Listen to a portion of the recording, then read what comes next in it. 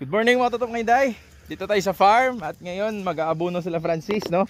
Pangilang araw na to, Franz, yung tanim natin, Franz? Ha? Mga 20 days. Mag 20 days pa lang, no? So ito yung mixing ng abono nila. Ngayon, pangilang abono na ninyo to? 4. Apat. So ano mixing niyan, Franz?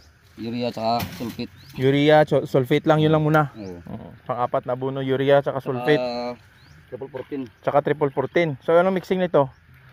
100%, 100%. Dalawa, 1 kilo, 1 kilo, 1 kilo. Oo. Oo. Urea, Sulfate. sulfate, tsaka triple 14. Ayun. So yan. Tapos isang lata, i-mix sa buuin to ng tubig, punuin. Tapos i-mix.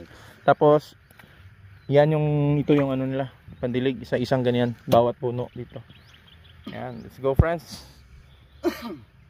Sige, bunuan na natin yan. To sila nakaplantoy oh. Yan.